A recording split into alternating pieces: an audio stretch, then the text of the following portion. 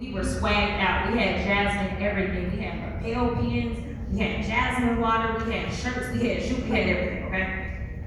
So I would go to the polls and I would check on my folks that were volunteering or working for me as poll greeters. And one day I went to make sure that I could give some water to some of my poll greeters. There were some unhoused folk that were sitting outside. That's hot. So I asked them if they wanted water. They said yes, I gave them water.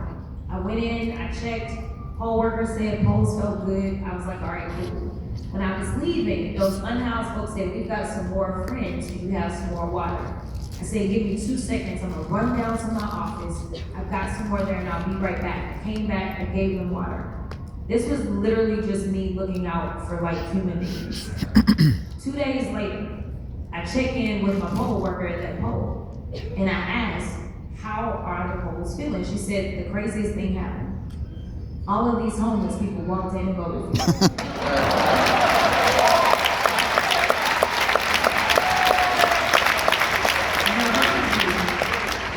I wasn't campaigning. I just saw their humanity. So my next point is that when you're talking to people, this isn't about beating people over the head and telling them, you know people died for this. I mean, that is true. That's not what it is. People right now are hurting. And so it's about connecting on the most human level.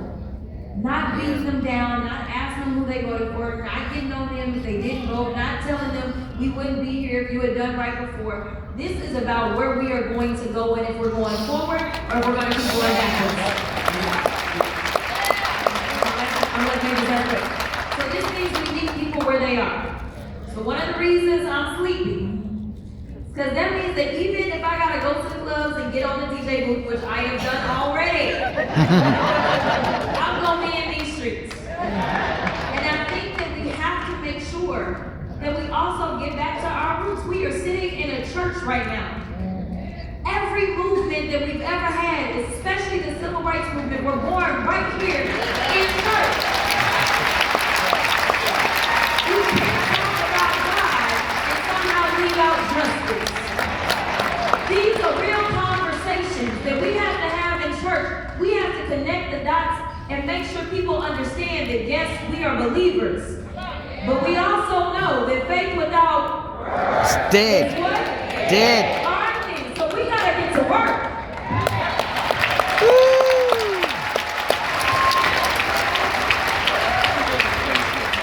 Everything Congresswoman Crocket said, and I will only add that people are motivated by their own interests. So you gotta ask people, what are your top issues? What's going on with you? What do you need help with? Do you need food? Do you need X, Y, or Z? And you gotta meet people where they're at.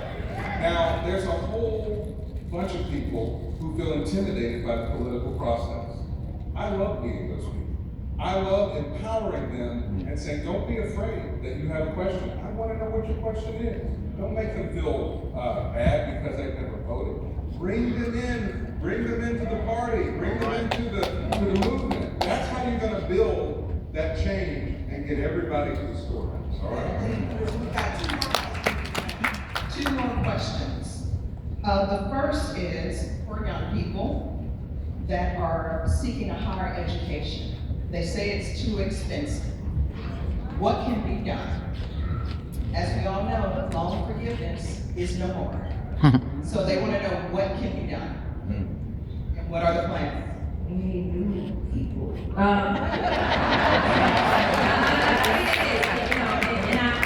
hate that we're in this space. How many healthcare workers do we have in here?